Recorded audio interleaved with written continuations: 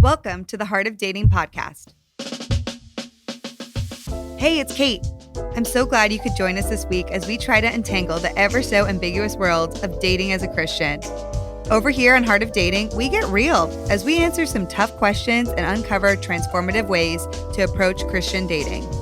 Oh, and you better believe we have some laughs along the way, because last time I checked, the struggle is #real. You know what I'm saying? Now, let's get to the heart of the matter.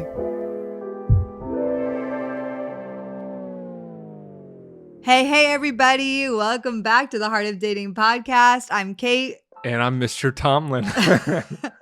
And we're married. And we do this podcast together. If you're new around here, this podcast started 5 years ago. Well, coming up on 5 years ago by me as a single woman.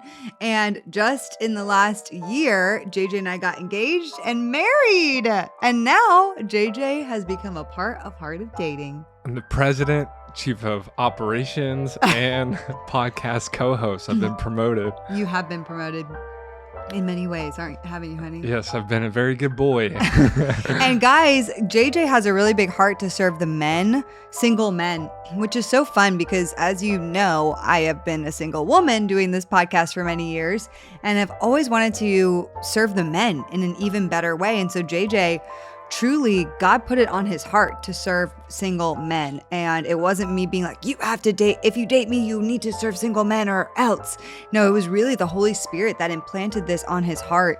And so now he loves to serve men. On Fridays right now in this season, he's doing a men's mini-sode Friday. So guys, make sure to tune in, and ladies, send it to your guy friends. Yeah, it's so funny. Half of the guys listening, it's because the girl they're talking to are just sending them their way. So keep it up, ladies. That's right. And men, you're always welcome to tune in yourself, okay? Yes, and then also make sure to check out JJ on Instagram at JJ Tomlin. Let's go. It's full of fun and wisdom and many sports memes, basically. Lots of sports memes. Mm-hmm. All right, guys, our biggest announcement.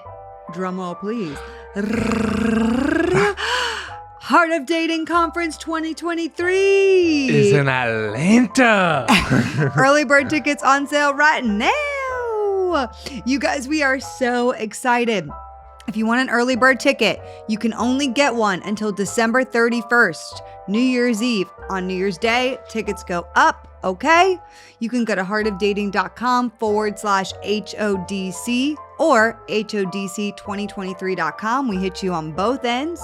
We are so excited for this conference. I got to be honest, by the time this episode goes live, there's a chance we may already be sold out of our VIP tickets. I'm not sure. So if you want a VIP ticket and we have it's still open, then get it right now because it will sell out.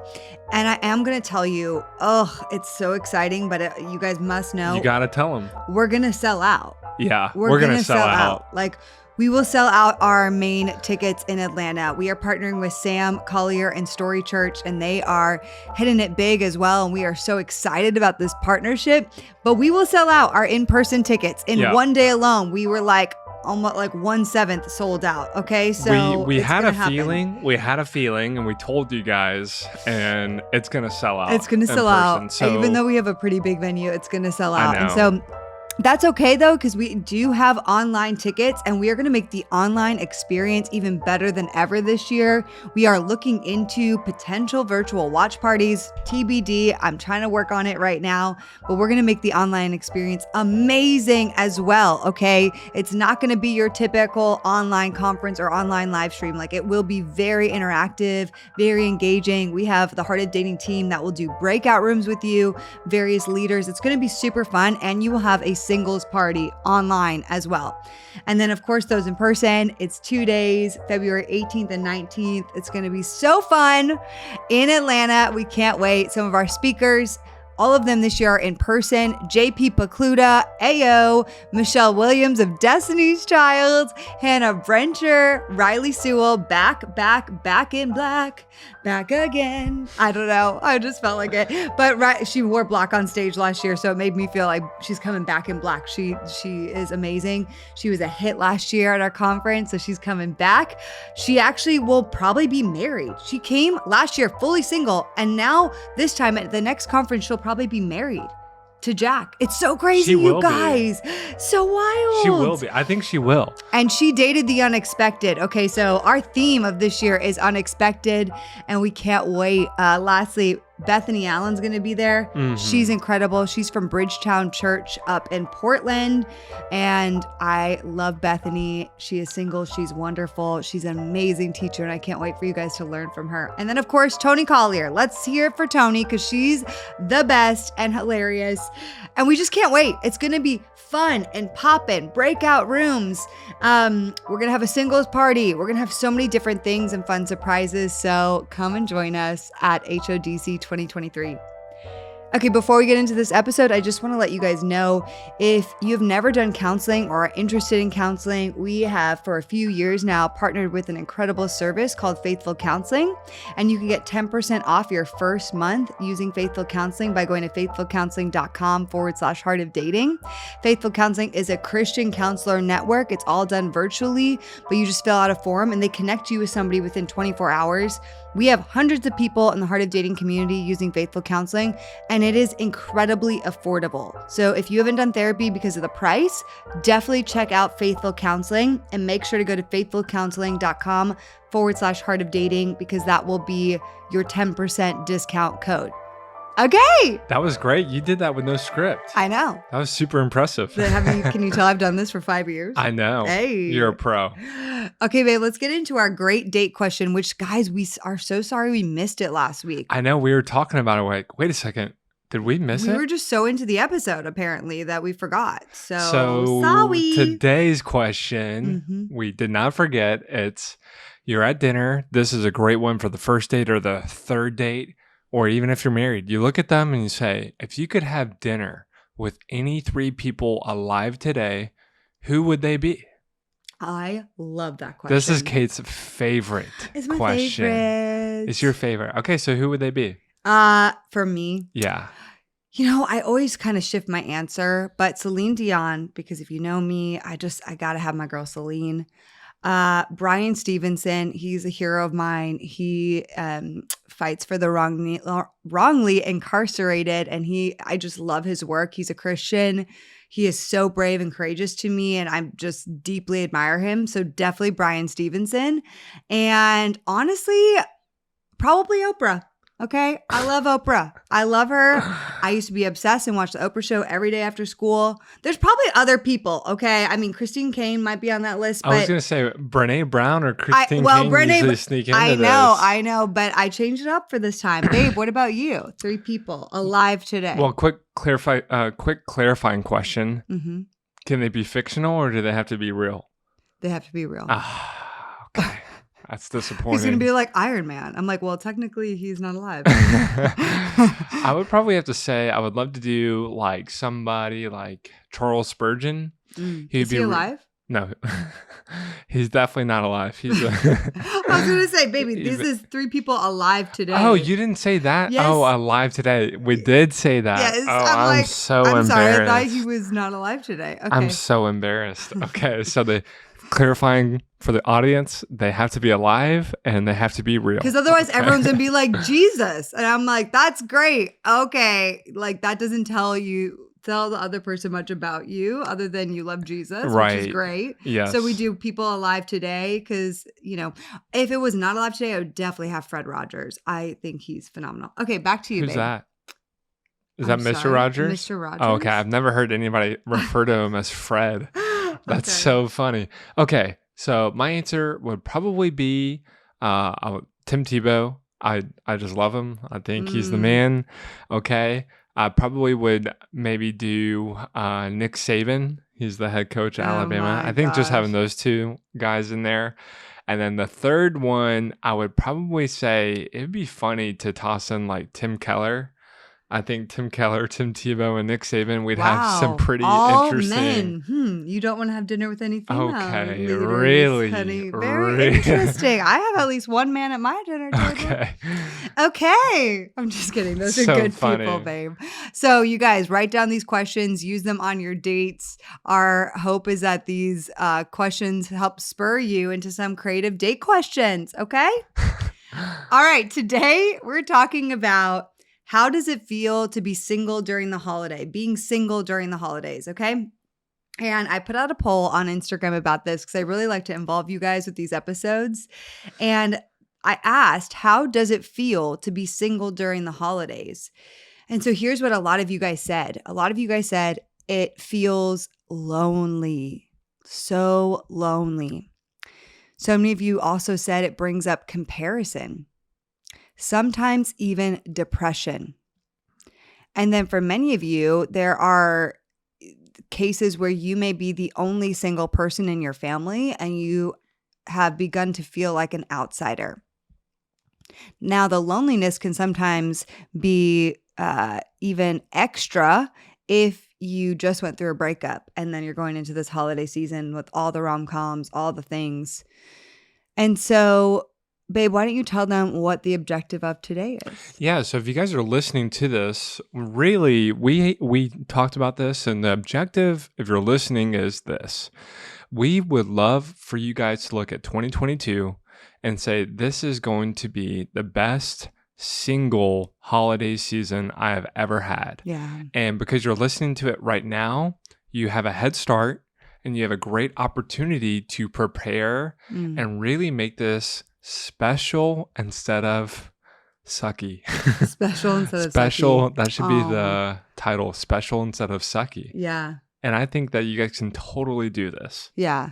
I mean, this episode's launching. It's Thanksgiving. It's Christmas almost here. I mean, it's all the holiday stuff. And so the first thing we want to point out is, first before I go into any of my points, like this, your pain, your feelings are so valid.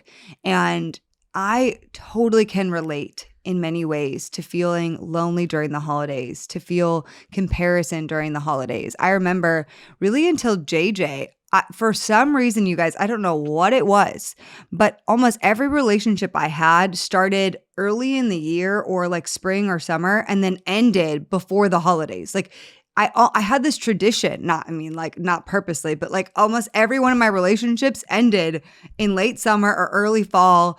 And then it was like all holiday winter season. I'm like grieving, eating my chocolate, alone for the holidays. And I just like, it was like going through that feeling of healing from a breakup and single.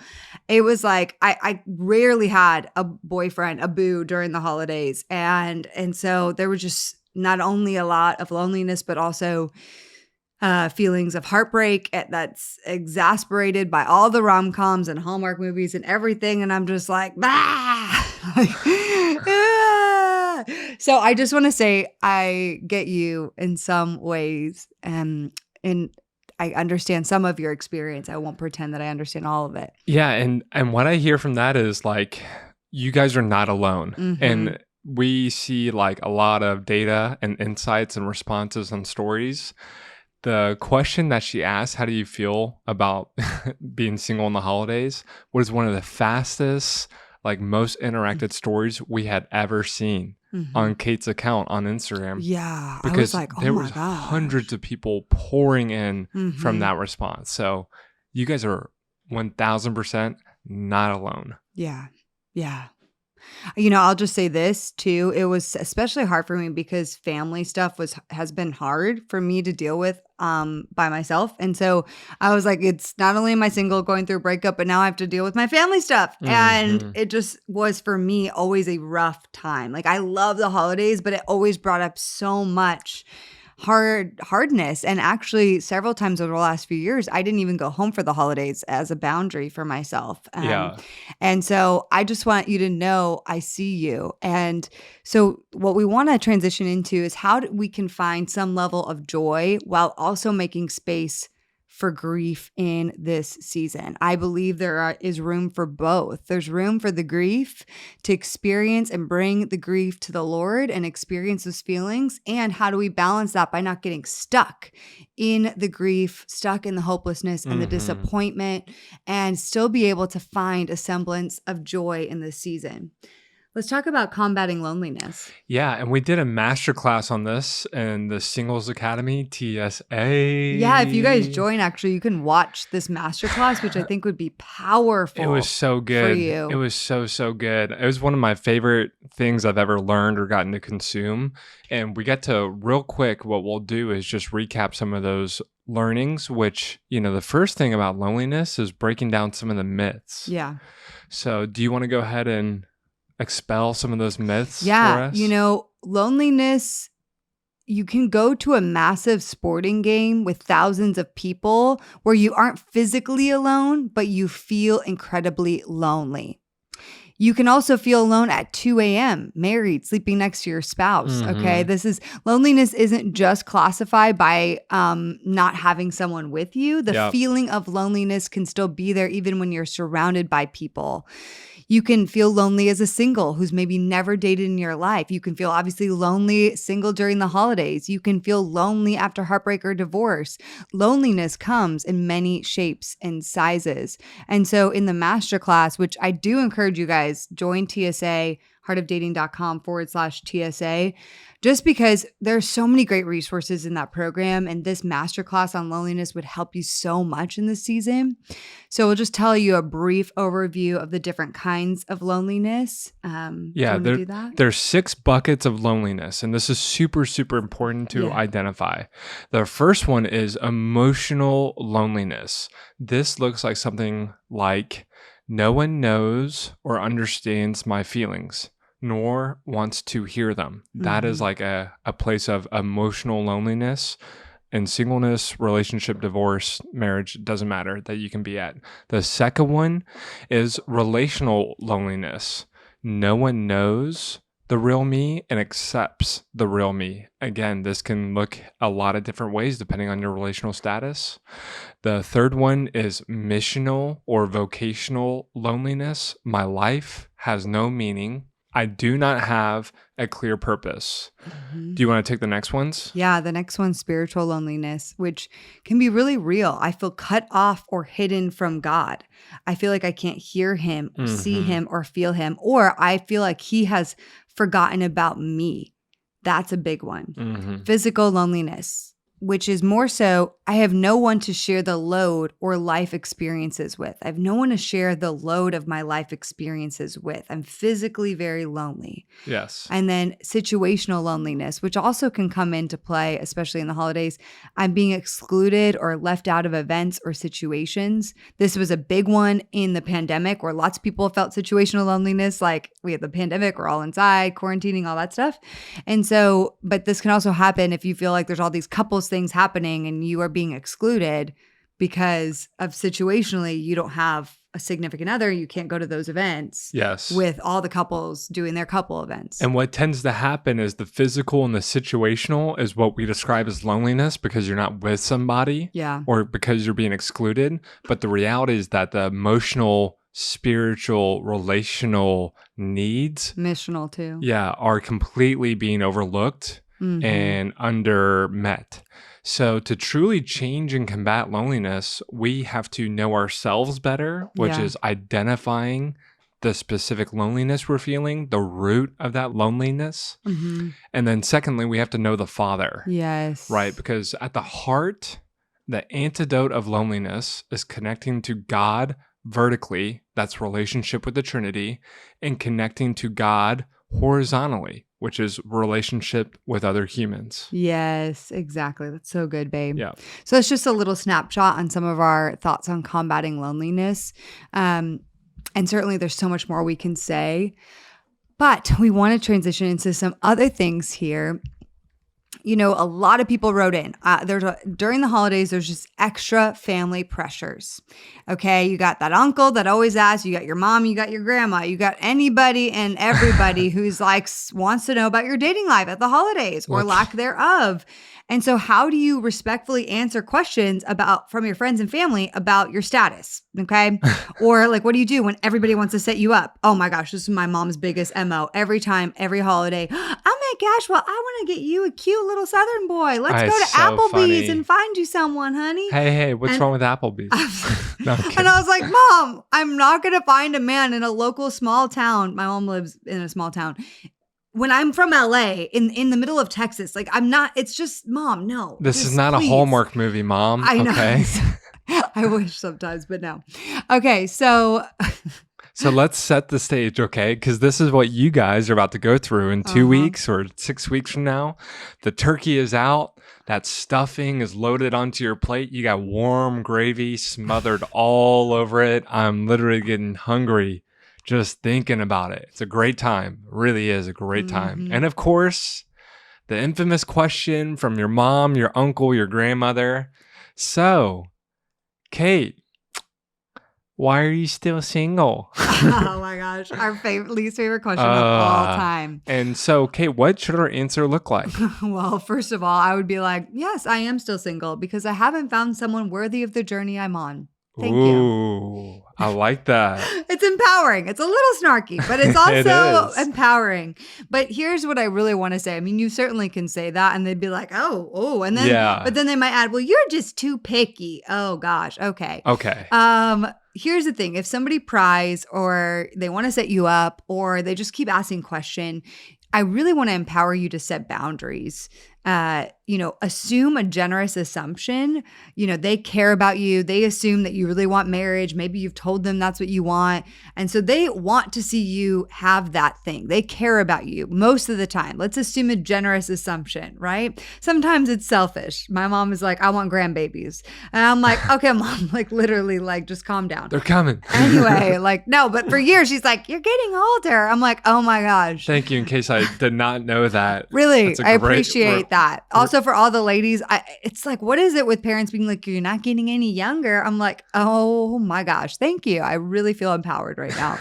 Anyway, but so have a generous assumption about their intentions. And then you want to tell them how it makes you feel. Generous assumption followed by being honest about how it makes you feel and setting your boundary. So you can say something like this. Hey, so I know you don't have any kind of negative intention with asking me about my singleness status or with wanting to set me up. And I really believe that you truly do care about me. I know that you do.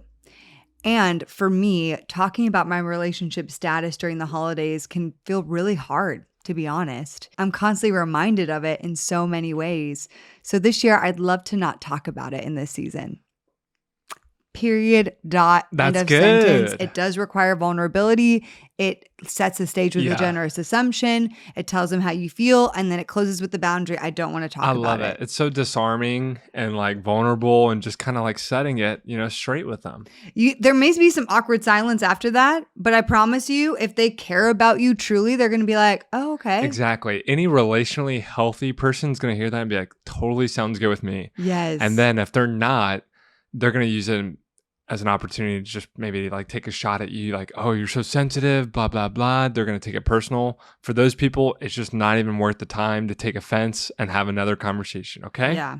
Moving on. Now, how outside of family dynamics and family asking, how do you set boundaries with all the lovey-dovey everything? Well, the first thing is you have to actually set them. Like you got to set them because a thing that came up a lot is the Hallmark movies, the rom-coms. It can be hard for many of you. So you want to not go overkill on some of these things. You want to know your limits, know where you are in this season and just own that that's where you are in this season. I used to shame myself being like, I wish I want to do all these things. It shouldn't bother me that much. It shouldn't be a problem for me to watch a rom-com movie. I like those. I love The Holiday, like that movie. And I was like, I should be able to watch that, and I was shaming myself because I wanted to. I was shitting all over myself. And really, I just needed to be honest with myself. Like this season, my heart is tender. Yeah. This season, I can't. I just can't. Yeah. And that's okay for this season. Absolutely. Absolutely. You're going to have to do that because guess what? You have an onslaught of social media posts and rom-coms and Hallmark coming your way. Okay. So I have two options for you guys, especially when it comes to Instagram. You can have a mindset change or you can establish boundaries where you're just not going to get on it and consume it. Okay. So for the first one, mindset change, Maybe there's a potential here to view each scroll as a reminder of what can happen versus what has not happened for you. You see the difference? One is much more positive. It allows us to celebrate with those people because guess what? You got first Christmases, engagements, baby announcements. Like it's all coming. All right. It's like brace yourselves. It's all coming. So you can either change your mindset and how you consume these, celebrate, make it positive, be inspired and hopeful. And when you do that, you can actually look forward to the post. Yes. You can't wait to hear those stories. It reminds you of God's goodness through other people's stories. That's right, babe. And if you can't, that's totally okay. Maybe it's just a totally tender season for you. Maybe it's just wiser to set some boundaries and just say, hey, I'm going to limit my scrolling to 10 minutes in the morning and 10 minutes at night. I'm not going to pick this up because if you struggle with a thought pattern or loneliness, which again is totally okay, why set up your path with tripwires and triggers and all these things? Like, why do that to yourself? This is going to seem like a dramatic analogy, but it's just coming to me. If you are a recovering alcoholic, why continue every day to go to a liquor store? Okay. Mm-hmm. Why are you going every day to the liquor store if you're in a very vulnerable season of recovery? Yeah. Okay. It's going to probably not lead to something good if you do that every single day, especially while in the initial stages of recovery or while you're in a very tough season. That kind of a person, somebody going through like something tender in their life where they want to refocus, you need to set boundaries. It's not setting yourself up for success. So there's a beautiful thing on Instagram called the mute button, and you can mute people for a season without unfollowing them. You can limit your time. There's a lot of things to do here. So you had some more questions in the DMs, right? Yes. Okay. So first one. Wow, we have a lot on this. We can't cover it all, you guys. We'll try. We'll try to. Okay. Because this is a great episode. Yeah. So what do they do when everyone else is paired off? Yeah, I think I love this. This is going to be really, really hard, and it's going to take a lot of self-realization. But I would view every time you feel the loneliness, the comparison, the lack of, the FOMO, and the pairing off, this is your time to choose gratefulness. This is your time to choose joy, choosing to embrace the singleness. You say to yourself, I'm going to rock this solo and love it. I'm going to have fun pairing up with my grandma, my little cousin, my, whosoever it be. And we're going to have more fun than everybody else. Yes. Okay. So just own it and embrace the singleness. And I think that is really probably the best thing to do when everybody's paired off. And then if it helps, I know you singles don't like to hear this, but what the couples won't tell you in the pairing off is that they probably mourn their singleness in that moment more than you know. They might be having a conflict right after dinner because something didn't go well, or something slipped out. Like the grass is greener sometimes, and then other times every person who's married is looking back and just cherishing that singleness. So if it's helpful, look back at a fond time of life that you had, especially the moments where life was good and you weren't so grateful in the moment. And then in that momentum, cherish the singleness where you are. Yeah. Because it is a great, great time. It can't, yeah. So with that, okay, great. So how do you have some fun ways to celebrate as a single the holidays, single solo dates? Man, I started mastering this the last several years. Again, remember, I went through all these breakups right before the holidays, and I'm like, I'm single as a Pringle and definitely not ready to date. And I just like really want to enjoy this season. So, but if you are ready to date, I will say the holiday season is a great time to meet other singles. There are tons of holiday events out there. So definitely take advantage of that and go to as many as you can and just meet people.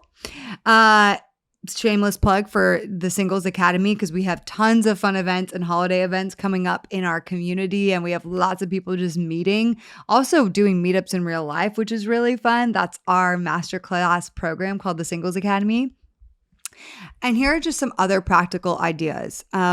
Mail letters to your favorite people. This is one of my favorite things, okay? Just sit down, think about them, gratitude for that other person, and mail them a handwritten letter. Hello.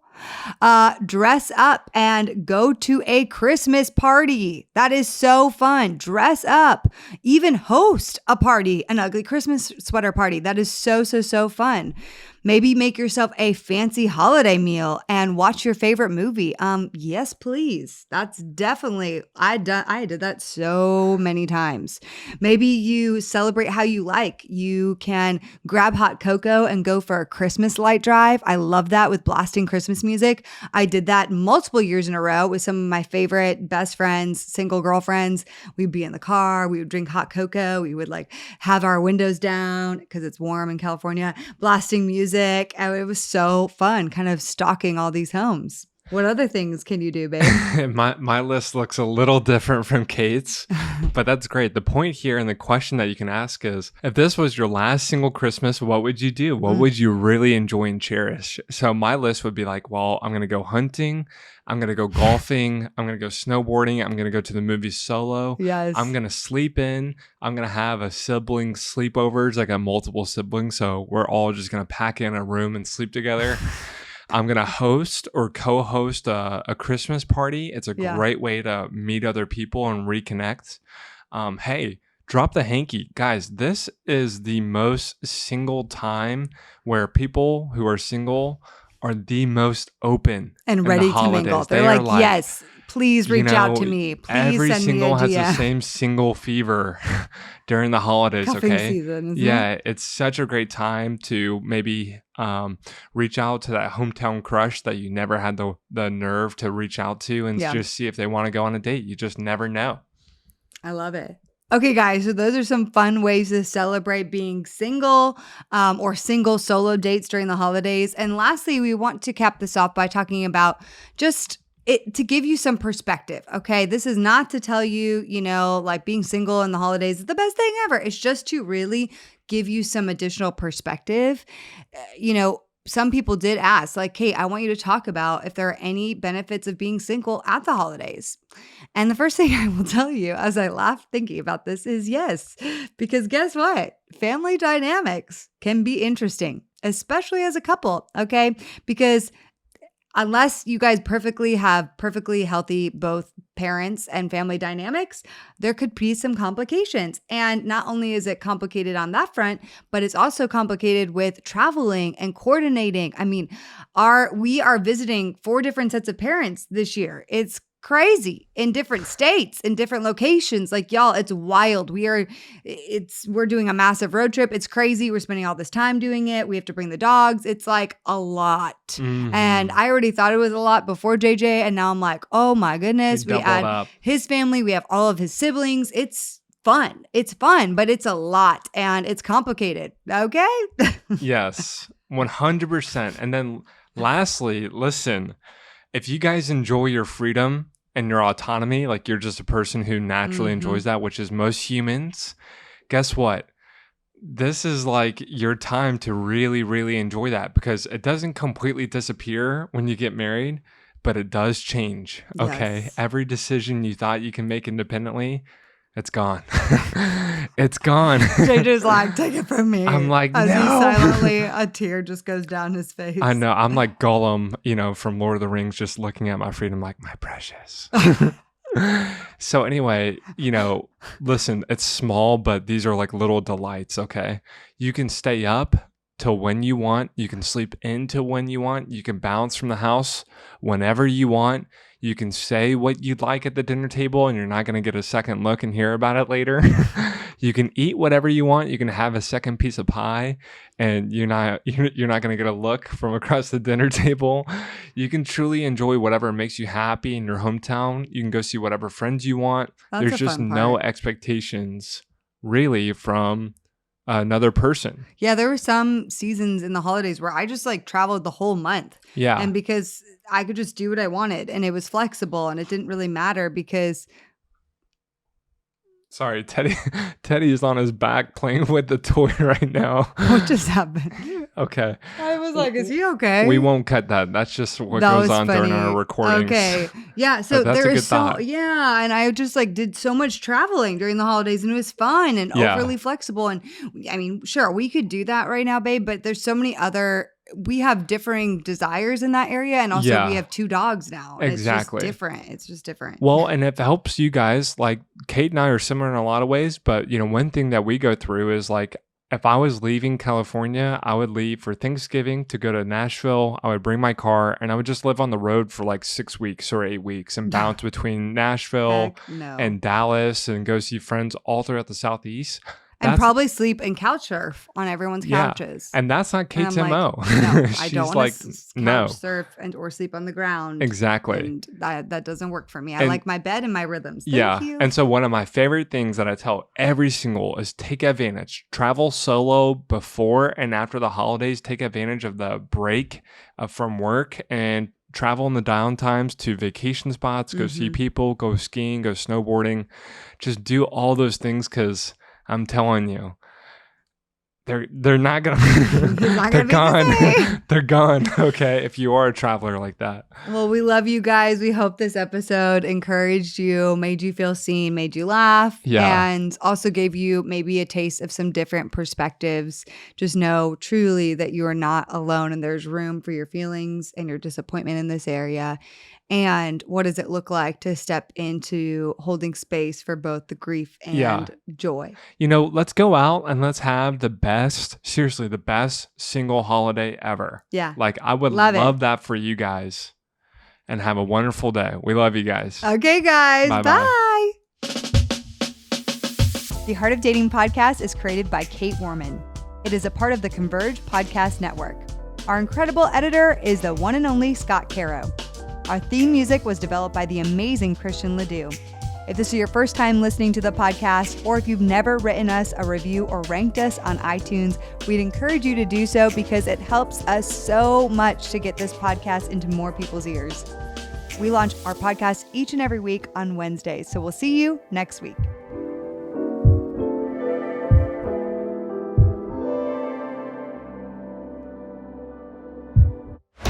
This show is part of the Converge Podcast Network.